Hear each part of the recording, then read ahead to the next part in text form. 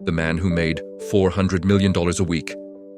This man made more money than Nike from drugs. Pablo Escobar, the king of cocaine, was the richest criminal in modern history. But his story is not just about money. It's about power, fear, and a criminal empire unlike anything the world had ever seen. From the streets of Medellin to the halls of government, Escobar's influence reached farther than most could imagine. His story is as shocking as it is fascinating. Escobar grew up in poverty, in the rough neighborhoods of Medellin, Colombia. But he had ambition, intelligence, and a ruthless streak that would propel him to the very top of the criminal world. By the 1980s, he was making over $400 million every single week. To put that in perspective, that was more money than some countries earned in an entire year. So much wealth was coming in that his organization could not even count it. Instead of calculating the bills, they weighed the cash. Mountains of money piled up in warehouses, hidden rooms, and private estates.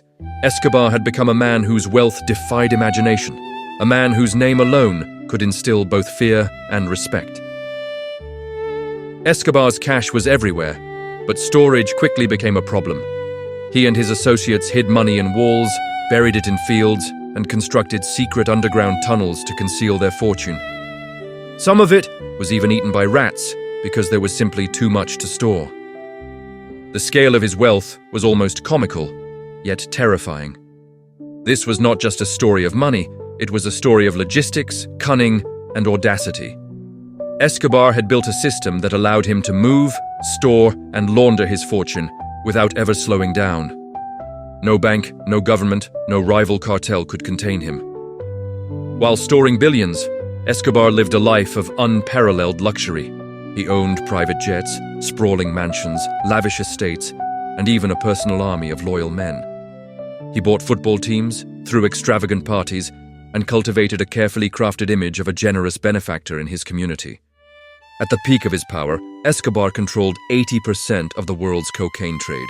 The drug flowing from Colombia was destined for every corner of the globe, and Escobar profited at a scale that most people could not even comprehend. He was untouchable. At least, it seemed that way.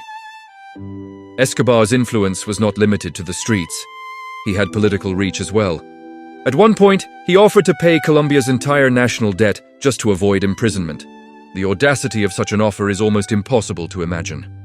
A criminal with enough power and wealth to influence an entire nation, bending governments to his will.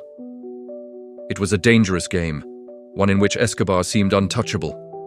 His wealth, influence, and reach gave him a sense of invincibility, and for a time he truly appeared untouchable. But even the greatest empires fall. Despite his cunning, wealth, and power, Escobar's reign could not last forever.